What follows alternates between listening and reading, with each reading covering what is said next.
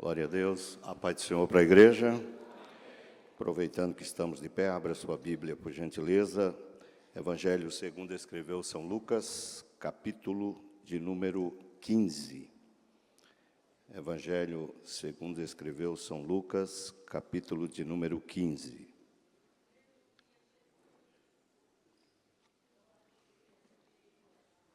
Exaltado seja o nome de Jesus. Quero agradecer a Deus, também ao nosso pastor presidente, doutor Elias, missionária Lígia, toda a diretoria deste magno ministério, pela oportunidade de poder participar mais uma vez de mais um aniversário do nosso ministério para a glória de Deus. Podemos dizer, nós fazemos parte dessa história. E também parabenizando o CONAMP por mais um lindo congresso para a glória de Deus. Quem encontrou pode dizer amém? Evangelho de Lucas, capítulo 15, versículo 8 ao 10. São 3 versículos apenas. Eu gostaria que toda a igreja, vamos ler juntos, ou contar até 3. Vamos lá, 1, 2, 3. Ou qual a mulher que tendo 10 dracmas, se perder uma dracma, não acende a candeia, e varre a casa, e busca com diligência até a achar, e achando-a, convoca as amigas e vizinhas, dizendo: alegrai-vos comigo, porque já achei a dracma perdida. Assim vos digo que há alegria diante dos anjos de Deus, por um pecador que se arrepende. Amém? Tome assento. Muito obrigado.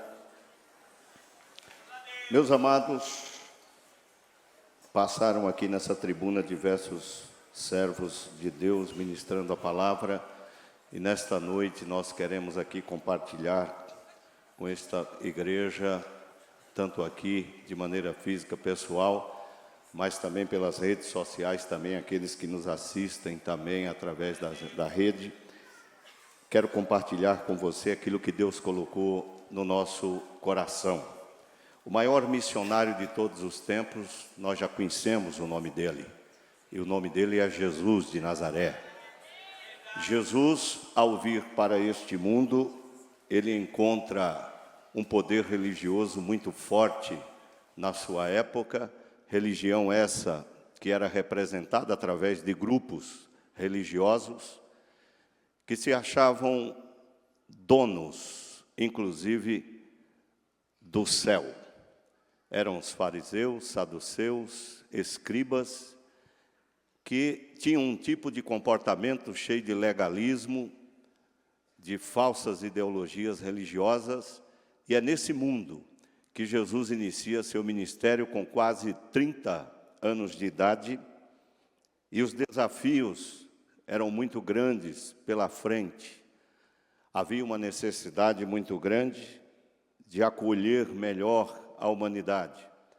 Esses grupos religiosos, eles pegaram os 10 mandamentos que Deus entregou e confiou a Moisés, e depois escrito no Pentateuco, que são os 5 primeiros livros que nós temos na nossa Bíblia, e desses 10 mandamentos eles fizeram mais 613. E eles viviam uma vida de verdadeira hipocrisia religiosa. Eles pregavam, ensinavam, mas pouco cumpriam com aquilo que deveriam fazer. Suas casas, muitas vezes com piscinas, aonde quando eles chegavam, muitas vezes da rua, se banhavam, se purificavam, podemos chamar do banho da hipocrisia. E é esse mundo que Jesus encontra, em que as mulheres, que são maiorias aqui nessa noite, eram discriminadas pelo fato de que quem pecou primeiro foi Eva, e depois deu para o seu marido. Havia uma discriminação muito forte contra as mulheres. E havia local também de reunião, assim como nós temos, que eram as sinagogas. Mas nas sinagogas, quem tinha acesso a elas eram os homens, os líderes. As mulheres, algumas delas, se quisessem seguir, havia um ambiente separado onde elas ficavam, mas não tinham direito de entrar à reunião aonde os homens participavam.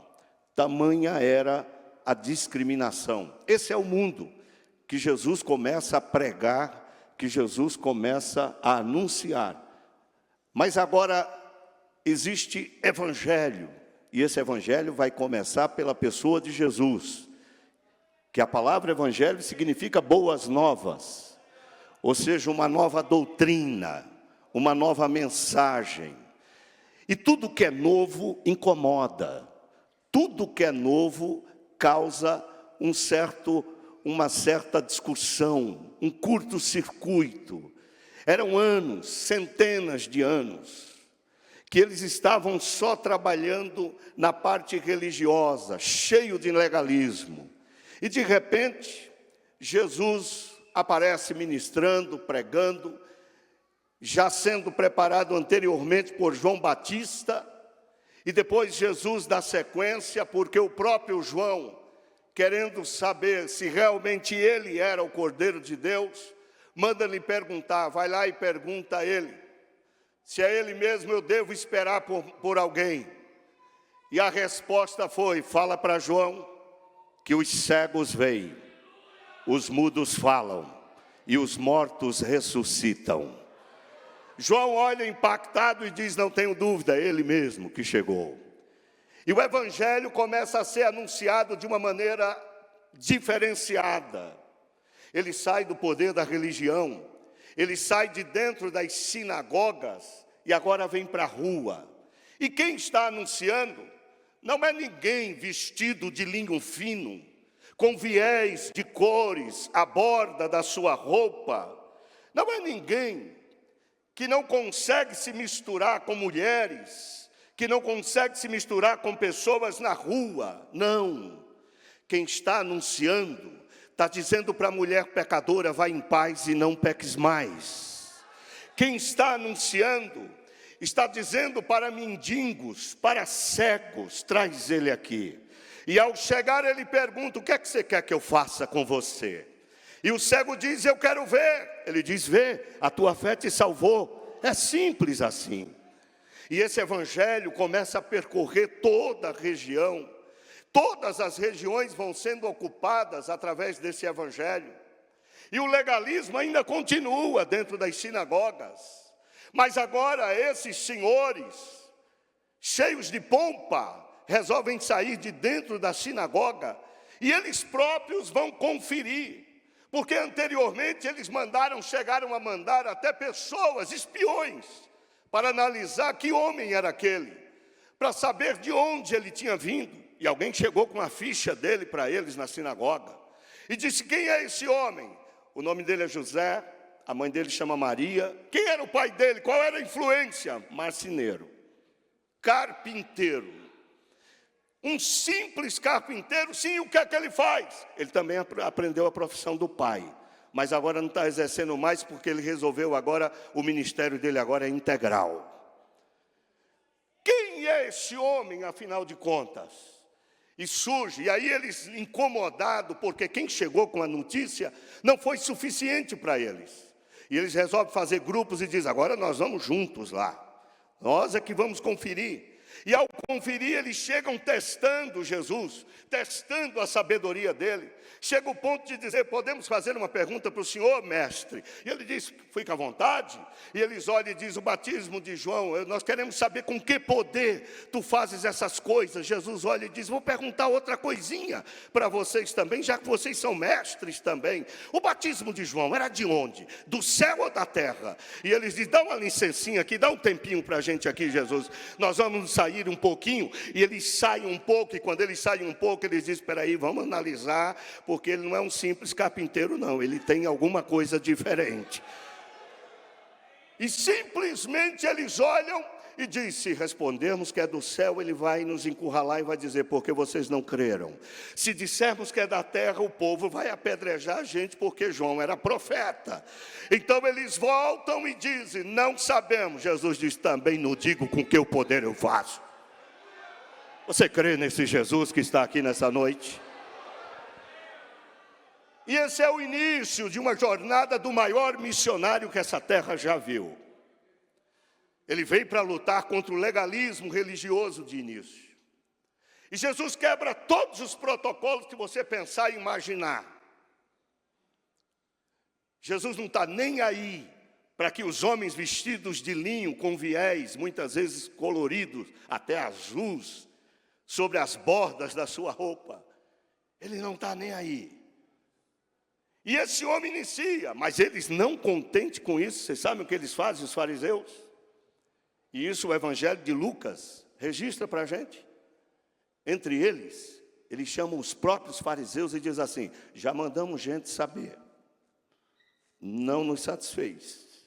Eles próprios já vieram aqui.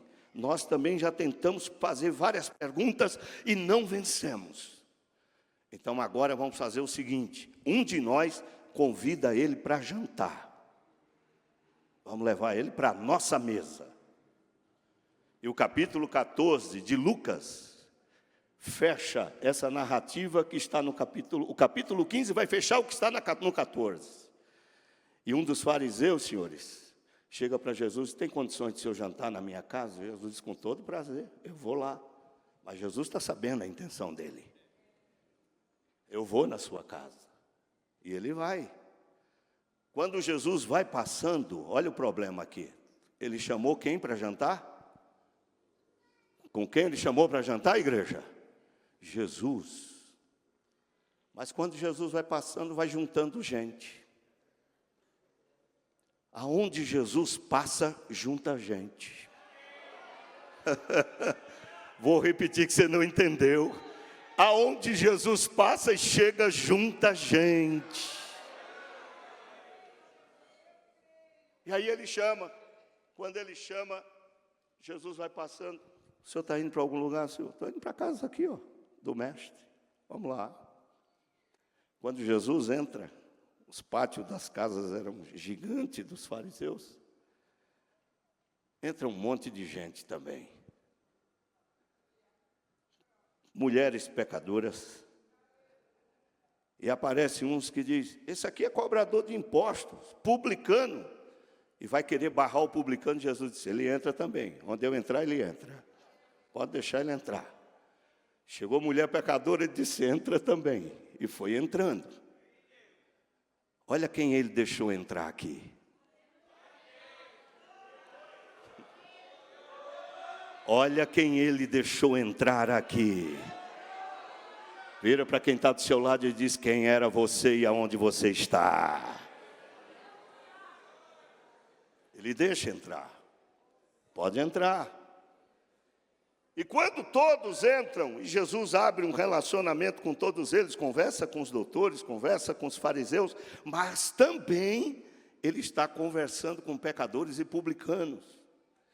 E os outros fariseus, o plano deles era justamente atrair Jesus. Os outros fariseus ficam incomodados. E ao ficar incomodado, chega para quem convidou e diz assim: rapaz, olha a situação, olha o comportamento dele. Ele se relaciona com publicano, com pecadores, cobradores de impostos. Meu Deus, que homem é esse? Quem é esse camarada aqui, rapaz? E aquele incômodo que causa a eles, Jesus olha para eles e diz assim: vocês são mestres. Certo homem tem 100 ovelhas.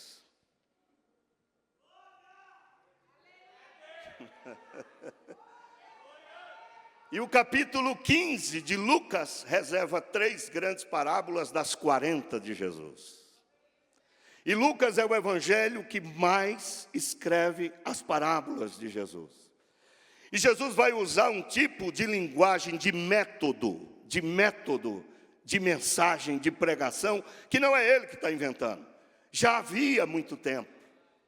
Mas para que serve parábola então? Jesus é o tipo de pregador e de alguém que transmite a mensagem, que não quer que o público que escute ele seja o mesmo público que estava agindo lá na sinagoga, em que aqueles homens vestidos de linhos entravam, subiam no púlpito e liam a Torá de Moisés, e todo mundo balançava a cabeça e dizia: sim senhor, a mesma coisa todos os sábados, a mesma coisa no Shabá. Não é isso que Jesus quer. Jesus olha e começa a provocá-los. Ele quer provocar as pessoas a pensarem, ele quer provocar todos eles a meditarem, a pensarem naquilo que ele está dizendo. E um método que ele vai utilizar é justamente parábola. E o que é a parábola, pastor? Fala para mim. É uma narrativa, alegoria, muitas vezes figuradas, da vida natural, da vida real, que traz para extrair lições para a nossa vida espiritual. E Jesus olha para eles e olha claramente e diz: olha, um homem tem 100 ovelhas, mas de repente uma delas se perde. O que é que ele é capaz de fazer? Ele pega as 99 ovelhas, deixa em um certo lugar. A expressão na Bíblia corrigida fala justamente de deserto, não fala de aprisco. É interessante, depois você pensa em casa. Estou só te provocando. Depois que você pensa em casa, por que não aprisco? Por que deserto ali? E ele deixa as 99 no deserto e vai buscar aquela única que se desgarrou. E quando ele consegue encontrar aquela ovelha perdida, ele põe sobre os ombros e volta. E quando ele volta alegre, contente, ele chama todos os seus amigos e diz: vamos celebrar, porque eu consegui resgatar a única ovelha que estava perdida do meu rebanho. Você acredita nessa atitude, nesse pastor glorioso que é Jesus de Nazaré?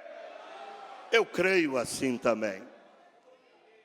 Mas aí não termina por aí. Eles estão de olhos arregalados, ouvindo Jesus falar. E lembre-se que Jesus está na casa de quem? De um fariseu. Mas o fariseu não está sozinho, tem muitos ali com ele. E Jesus olha para eles e diz: já que vocês discriminam tanto as mulheres, lá vai uma. Lá vai uma. Escuta aqui, uma mulher. E ele deixa claro, ó, qual é a mulher que tendo 10 dracmas, se perder uma dracma, não acende a candeia, varre a casa, busca com diligência e acha. E depois que ela acha, ela convida suas amigas e suas vizinhas e celebra. Jesus fala de mulher. E eles achavam que tinha terminado o discurso de Jesus. Jesus, espera lá, tem mais uma. E essa fecha. Um homem tinha 2 filhos e um resolveu desafiar a autoridade do pai. Porque quando o filho pede a herança antes da morte do pai, ele está desafiando a autoridade do pai. Para o mundo oriental é assim que funciona. Ele desafia a autoridade do pai e diz: me dá a minha parte. Parte essa que ele só tinha direito a 1/3. Seu irmão tinha 2/3, o dobro. E ele recebe aquela parte e gasta insolutamente.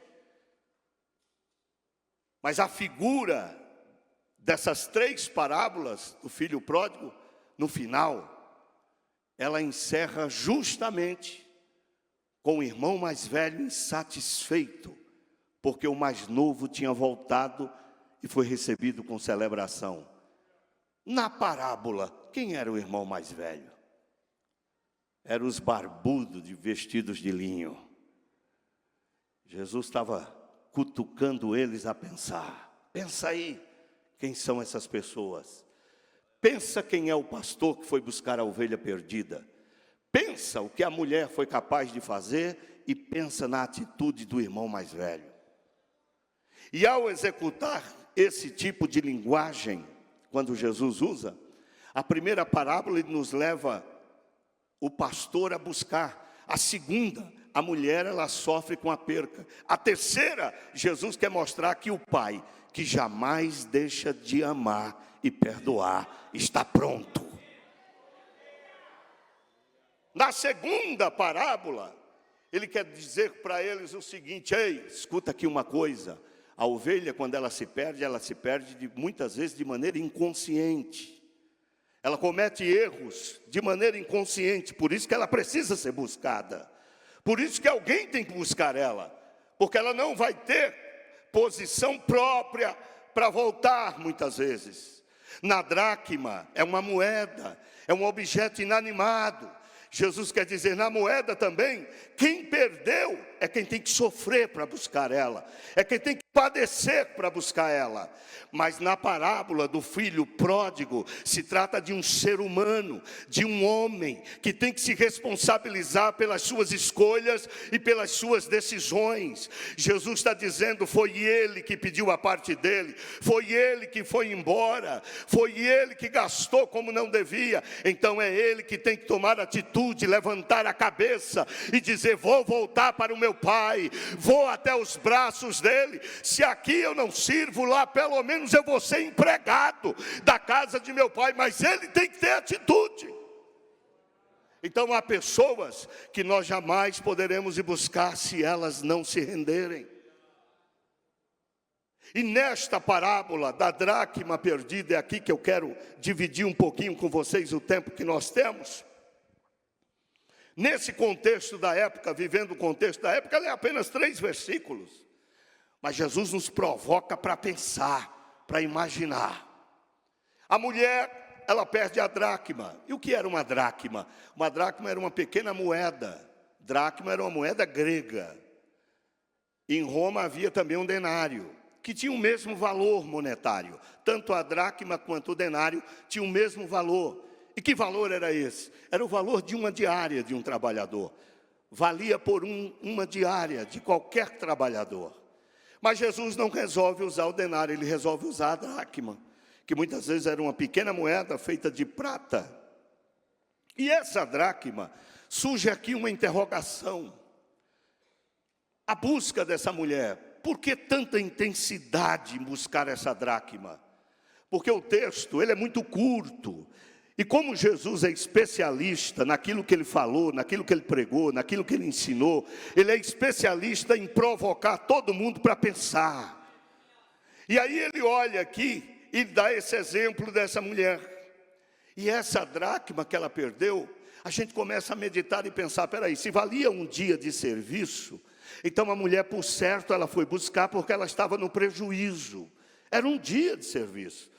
Então, por certo, ela tinha sido prejudicada, como realmente teria. Mas vai além disso. Não é o valor monetário que faz ela buscar intensamente. Há algo aqui mais forte do que isso. Há algo mais profundo aqui nessa parábola, para o contexto da época, quando Jesus faz essa citação.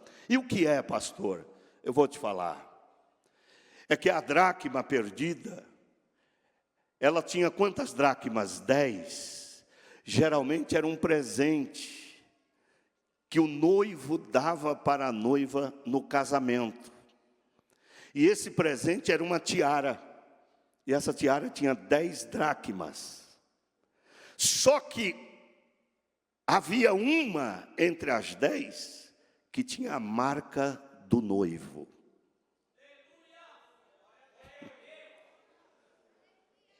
Teve gente que entendeu. Tinha uma entre as 10 que tinha a marca do noivo. Era o contexto da época.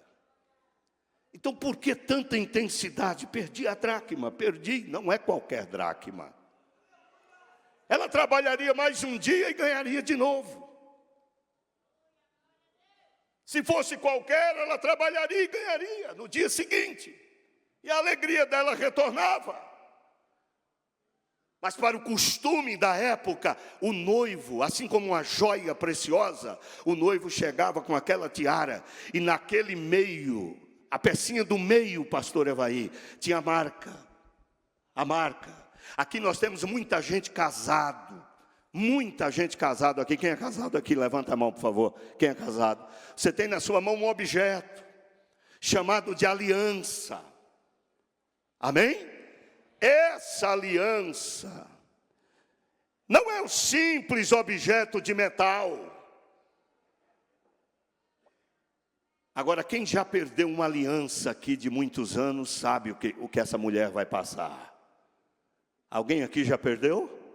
Alguém aqui já perdeu alguma aliança alguma vez? Quando você perde, você sabe. O valor aqui não é monetário, o valor aqui é sentimental. Vou repetir para você entender. O valor aqui não é dinheiro, não se trata de dinheiro, não se trata de metal, se trata de sentimentos, se trata de vínculo, de aliança. Foi meu noivo que me deu, é a marca do meu noivo, é a marca dele. E ela tem que buscar. E era uma obrigação de quem ganhava esse presente, as mulheres palestinas, guardar com todo o cuidado possível. E tem mais. Porque às vezes, se o pai dela não tivesse pagado o dote para o noivo ainda, olha só, o pai ainda não tivesse dado o dote para ela, a confirmação era completinha, com a dracma marcada, que ela estava casada, que ela tinha compromisso com aquele noivo, com aquele homem, com seu marido. Então escute o que eu vou te falar.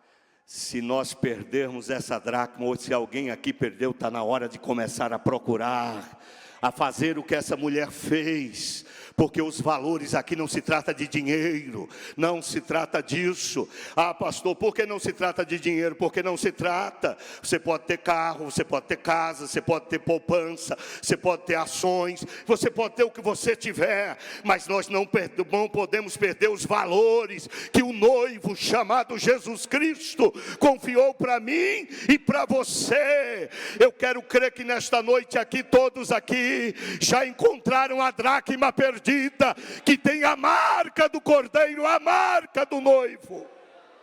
Quem já encontrou aqui, levante a mão e dê glória a Deus. Representava a marca, quem entendeu diga amém. Detalhe, as casas palestinas, a maioria delas não tinham janela. Na sua maior parte não tinham janela. Para aí, pastor Isaías ontem pregou que o Tico caiu da janela. Caiu. Quem tinha condições tinha casa com janela. Quem era pobre, a casa era sem janela. Por que a casa era sem janela? O piso era de barro, não é aquele porcelanato seu lá não, hein? Era piso de barro. Piso de barro, casa sem janela, só com porta, tu imagina o ambiente. Aí Jesus diz aqui claramente, sabe o que ela faz? Primeira atitude daquela mulher para poder encontrar de volta a dracma que tem a marca. Que dracma que ela vai procurar? A que tem a... Qual é a dracma? Fala mais forte, qual é a dracma? Pronto. Como achar a dracma que tem a marca? Qual é a primeira atitude? Jesus diz aqui, ó, qual é a mulher que perde a dracma e não acende a sua candeia? Primeiro ato dela é acender o quê? A candeia. Por que acender a candeia? Ela mora numa casa que não tem janela, o ambiente não proporciona luz, não tem luz. Quando tem luz fica fácil de achar. A moeda também havia dois tipos, havia a moeda polida e a moeda também fosca. Por certo, a dela era fosca, porque se fosse polida, quando ela colocasse a luz, resplandeceria e ela acharia facilmente. Mas a dela possivelmente era fosca, e por não ter brilho, ela precisa de luz. Aí eu vou lá para o Salmo 119, versículo 105. Aí o salmista diz assim: lâmpada, lâmpada, lâmpada para os meus pés e luz para o meu caminho é a tua, é a tua, é a tua, é a tua palavra. Pastor, o que é que eu faço para recuperar o que eu perdi? Primeiro passo: ninguém recupera valores espirituais sem a luz da palavra. todo o seu esforço será em vão se você não priorizar a palavra. Só se recupera valores cristãos e espirituais quando nós resolvemos usar a palavra de Deus. Fora disso, jamais encontraremos os valores perdidos. Por isso que muita gente, ao invés de tomar atitude, de correr para a palavra, de aprender a palavra, de estar mais na casa de Deus, prefere muitas vezes buscar o refúgio da casa da irmã Maria, da casa do irmão Joaquim. Me ajude em oração. Eu quero te dizer, perdeu valores, querido. É a palavra que vai te dar o verdadeiro caminho para que você possa encontrar os valores perdidos. Não há outro meio. E a geração de hoje, nós precisamos priorizar a palavra de Deus. Primeira grande atitude dessa mulher foi iluminar o ambiente com a palavra. E não se acende lamparina sem azeite. Vou repetir para você entender. Não se acende lamparina sem azeite. E azeite, para se conseguir, também não é tão fácil assim. O processo de azeite vai na prensa. E a azeitona ser prensada, o azeite escorre. Aleluia. O azeite escorre. E depois que o azeite escorre, é que vai proporcionar uso. Mas não existe azeite se não houver prensa. Jardim de Getsemane, onde Jesus frequentou para orar. O pezinho dele até hoje está lá como ponto turístico, está lá as prensas de azeite. E o que isso quer dizer, pastor? Quer dizer o seguinte: para se recuperar valores perdidos, tem que passar na prensa. Muitas vezes tem que pagar um alto preço. Pastor, estou passando por isso, passando por aquilo. Eu quero te dizer, a dracma está pertinho de você conseguir. Não desista, porque Jesus deixou claro na primeira parábola: o pastor não desistiu, a mulher não desistiu, e nem o pai do filho pródigo desistiu. Ele não vai desistir de você. Quem acredita nisso aqui, levante a mão e adora. Você está perdido, ou pode até ter perdido valores, como essa mulher. Mas deixa eu te falar, tem uma pessoa que está te procurando. Tem uma pessoa que está te procurando. E quem ele procura, ele acha. Segunda grande atitude dessa mulher. Jesus diz aqui, primeiro, ela acende a candeia. Diga comigo a segunda, diga, varreu a casa. Diga forte, varreu a casa. Vira para quem está do lado e pergunta, como está a sua? Lá baixo.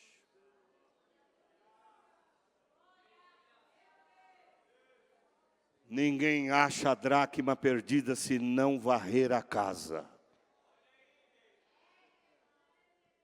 Por que ela resolve varrer? Sinônimo que tem sujeira. Ninguém varre o que está limpo. Duvido. Varrer casa é coisa muito ruim, né, irmãs? É todo dia a mesma coisa. Não é assim, irmã Marlene? Todo dia a mesma coisa. Vai dizer que tem irmãs aqui que, pastor, eu varro 15 vezes cantando o hino da vitória. Duvido.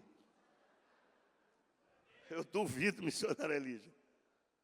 Quantas irmãs que chegam e dizem, nossa, serviço de casa, você termina de lavar a louça, daqui a pouco, pá.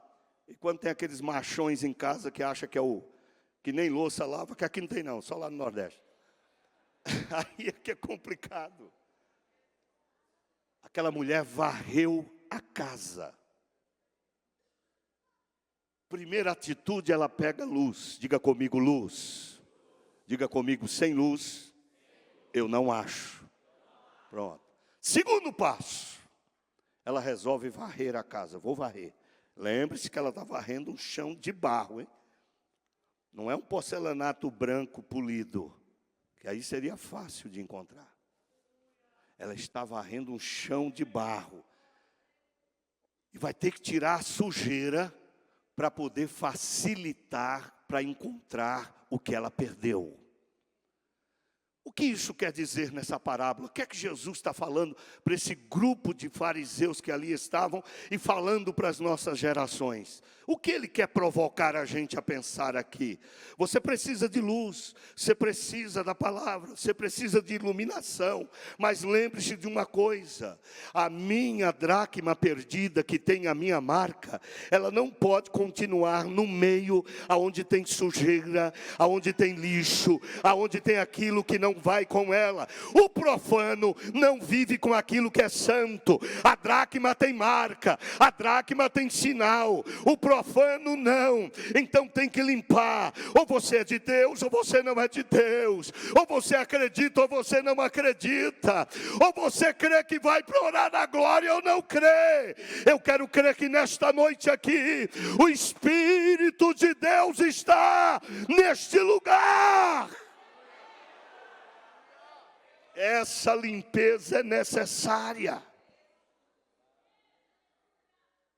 Os valores só serão encontrados quando nós tomamos a atitude de limpar. Que tipo de limpeza, pastor? O que é que você anda assistindo? Seus olhos têm que ser puros, tem que estar limpo. A casa não tem janela, mas os seus olhos são a janela do corpo. Eles são a janela do corpo. Tudo que nós fazemos, tudo que nós produzimos, tem que ter limpeza. Porque havendo limpeza, olhe para mim aqui, havendo limpeza, vai existir satisfação. Já chegou numa casa limpa? Já a sua. Já percebeu o cheirinho que fica no ar quando você entra numa casa limpa? A satisfação que dá quando você entra na sua casa e ela está limpinha? Já percebeu? Já entrou numa casa suja? Não fala não, nem levanta a mão. Eu já.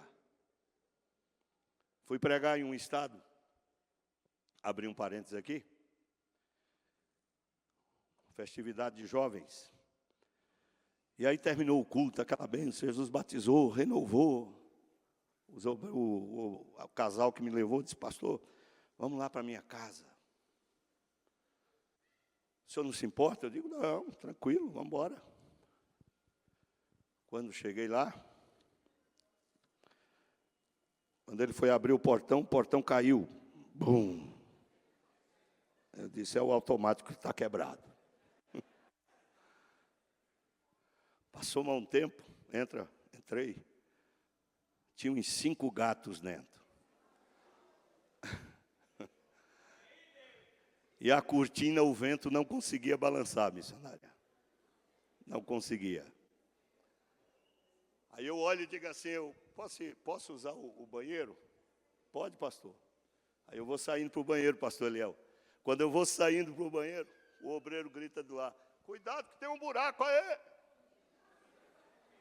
Eita glória. Voltei. Quando eu voltei, disse: senta aí, pastor, para a gente lanchar. Quando eu ponho o lanche, a baratinha em cima da mesa. Tu já foi numa casa suja? Incomoda. Porque sujeira incomoda.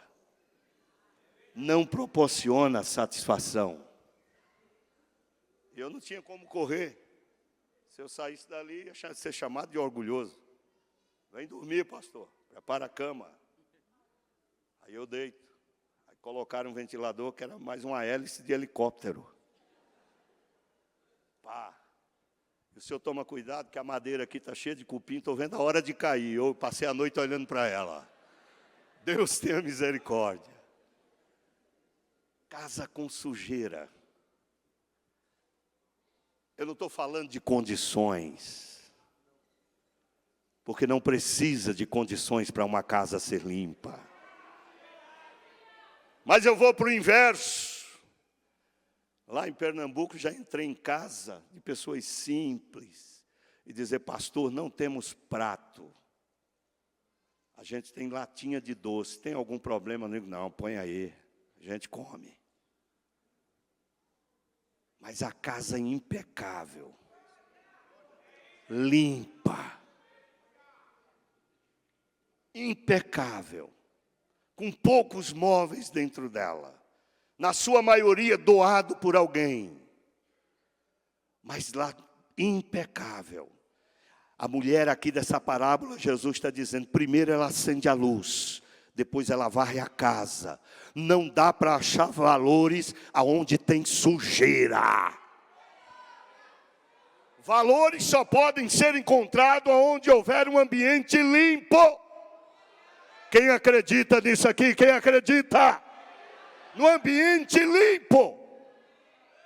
E essa é a segunda atitude dessa mulher. Só tem um jeito dessa dracma ser encontrada. Porque ela tem a marca do noivo. Ela tem a marca de quem? A marca de quem? Só tem um jeito. Tem que haver purificação. Tem que haver santificação. Tem que haver transformação.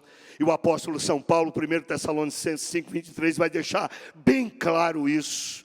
Ele diz que Deus, o Deus de paz, o Deus que nós servimos, Ele quer que nós, o nosso interior, espírito, alma e corpo estejam plenamente irrepreensíveis para o dia de nosso Senhor e Salvador Jesus Cristo.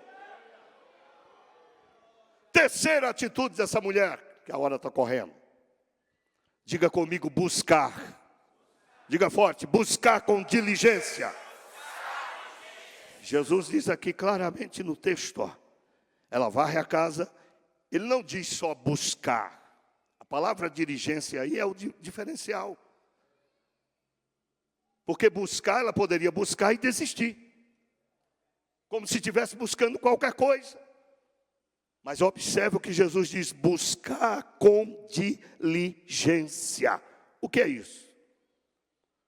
No dicionário Aurélio significa persistência, foco, foco. Enquanto eu não encontrar, eu não desisto. Enquanto eu não achar, eu não desisto. Enquanto os valores que eu perdi não melhorar, eu não vou desistir, eu vou dar o melhor. Eu vou fazer o melhor de mim, eu vou fazer o melhor que eu posso. Seja na orquestra, seja na igreja, seja no conjunto, seja nas irmãs, seja nos jovens, eu vou dar o melhor. Por quê? Porque eu estou buscando esses valores com foco, com diligência. Eu não posso ter diversos focos na minha vida e esse espiritual deixar por último, não. Esse é o primeiro da lista. Quem crê aqui que é o primeiro? É o primeiro da lista, é a prioridade. Nós servimos a Deus, não é por conveniência. Escute o que eu vou lhe dizer, grave isso. Nós servimos a Deus por reverência. Vou repetir para você entender. Não se serve a Deus por conveniência, se serve a Deus por reverência. E muita gente hoje resolveu servir a Deus por conveniência. Abre porta, Jesus, que eu te sirvo. Me cura, Jesus, que eu te sirvo. Me faz mais rico que eu te sirvo. Isso aqui não é maçonaria não, irmão. Isso aqui é a casa de Deus. A Bíblia diz, Deus está no seu santo templo. Cale-se diante dele toda a terra. Então a ele se exige a honra, a glória, o louvor, devido a ele, de eternidade a eternidade. Ele é Deus. Mesmo que eu seja infiel, mesmo que você seja infiel, ele permanecerá fiel. Por isso que devemos reverência a Ele. Se Ele te der, Ele é Deus. Se Ele não te dá, Ele é Deus. O que Ele tem feito na sua vida, não aceito isso, não aceito aquilo, não, é melhor mudar de conceito. Porque a reverência aqui é só de um, é dEle. Aleluia. Glória a Deus. E esta mulher, ela busca com diligência, com interesse. A busca dela é intensa, ela precisa encontrar, ela tem um foco, e ela não vai desistir enquanto ela não encontrar.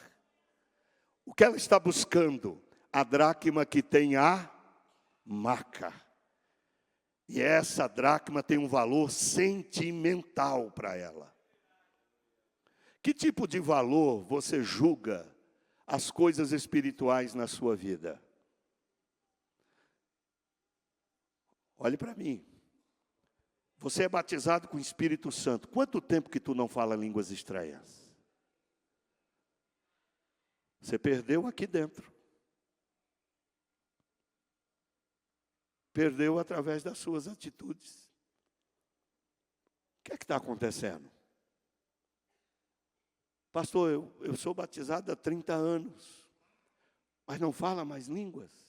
Não. Se o senhor sentar aí, eu vou contar para o senhor uma experiência de 30 anos atrás, não resolve. A dracma continua perdida. Quanto tempo você ora, fala com ele durante a semana? São valores.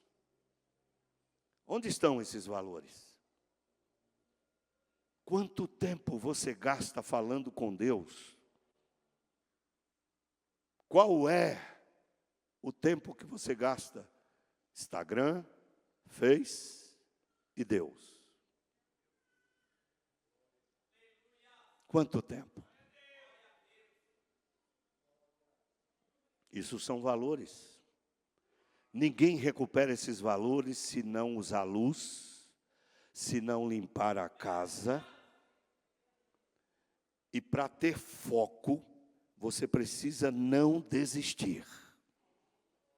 Vira para quem está do seu lado e diga, não desista. Fala para essa pessoa, está perto.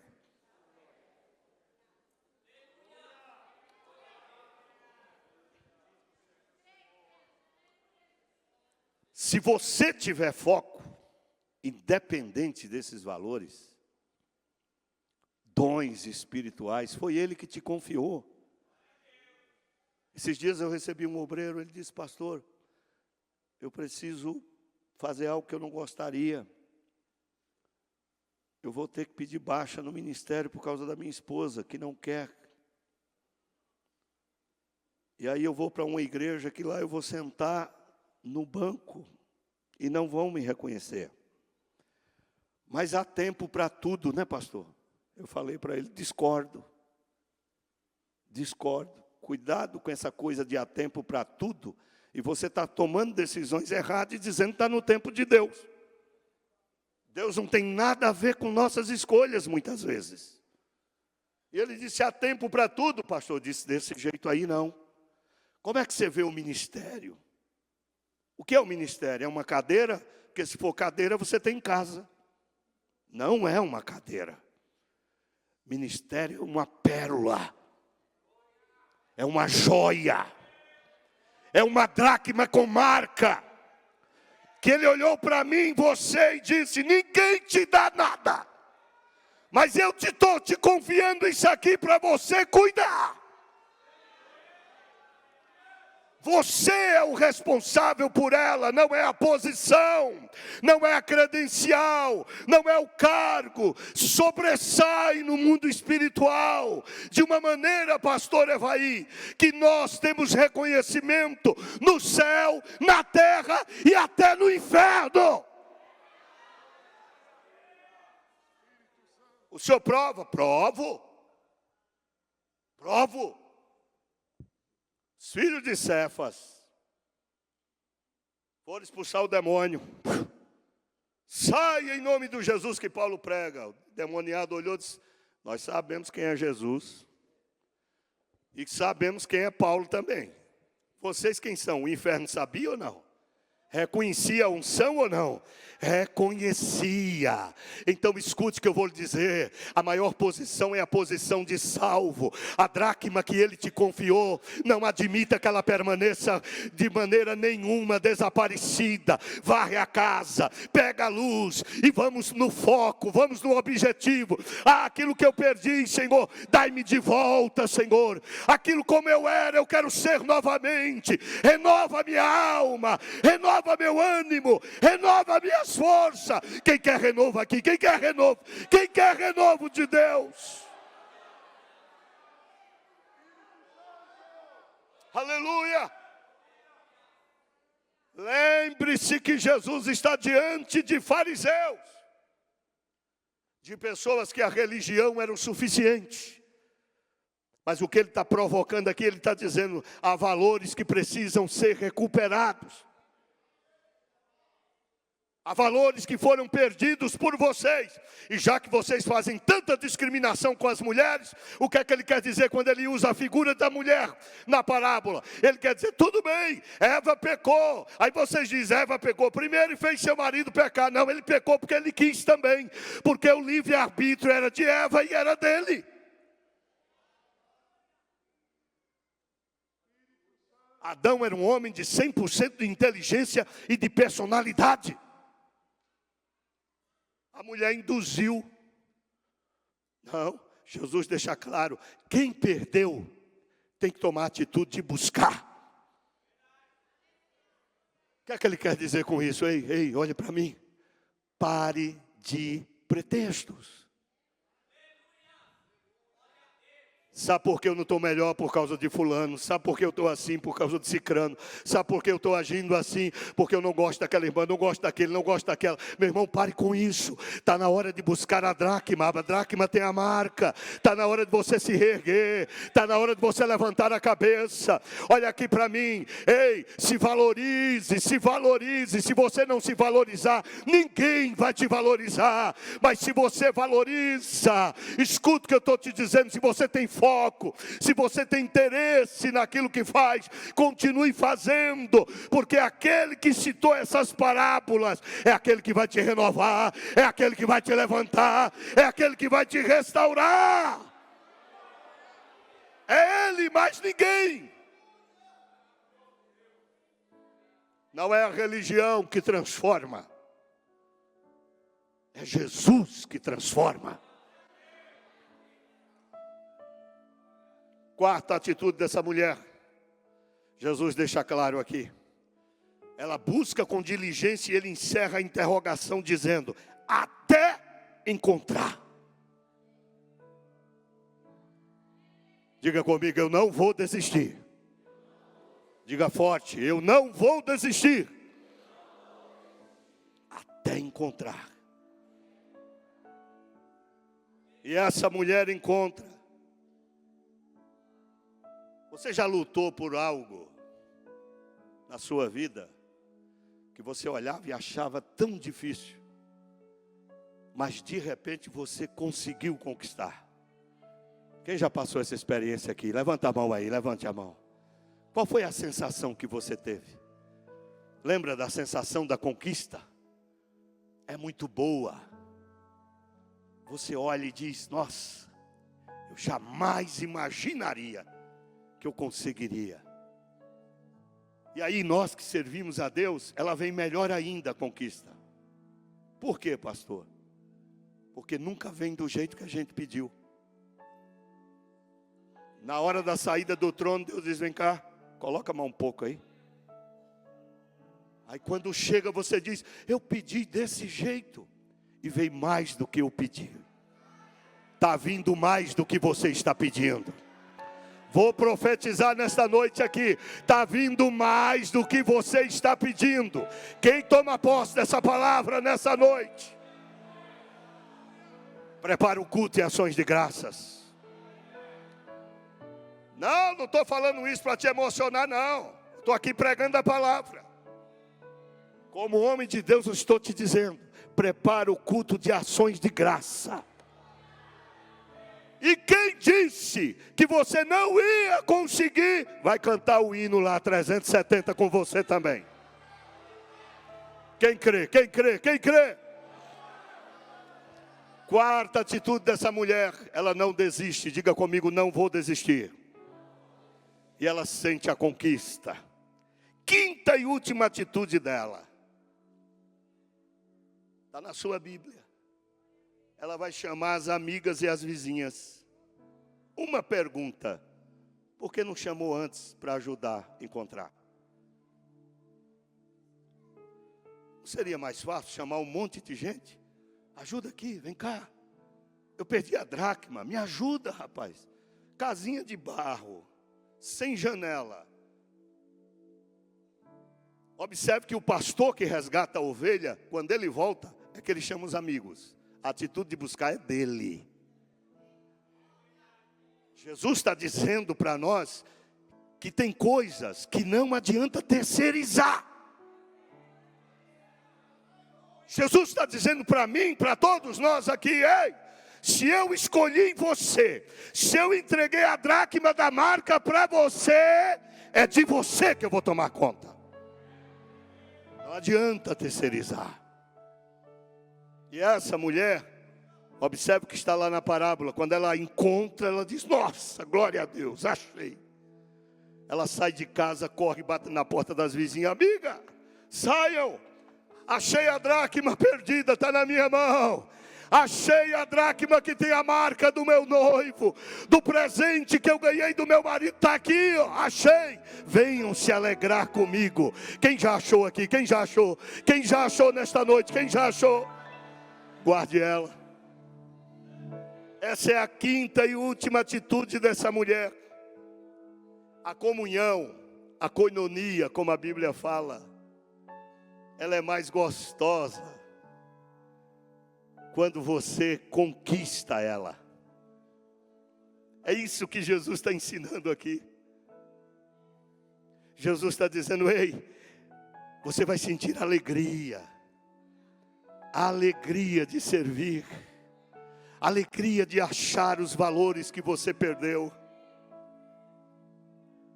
E a palavra aqui não é felicidade. Felicidade é diferente de alegria. Felicidade é um estado momentâneo que precisa de alguma coisa para te proporcionar felicidade. Ganhei um aumento, fiquei feliz. É um momento. A alegria é algo tão profundo e permanente que Paulo, na relação do fruto do Espírito, coloca bem claro lá. Quem tem um fruto do Espírito é assim. Ele diz gozo, alegria. Se tiver, fica alegre. Se não tiver, fica alegre. Se tiver a pés, alegre. Se tiver de carro, alegre. Se tiver doente, alegre. Se tiver curado, alegre. Chega no hospital doente, mas a alegria faz com que ele olhe e fale para o outro doente: meu Jesus cura, mas ele está doente. Isso só quem proporciona é alegria. E a alegria de Deus. Quem tem essa alegria aqui nesta noite na sua vida? Essa é a quinta e última atitude dessa mulher que procura a dracma.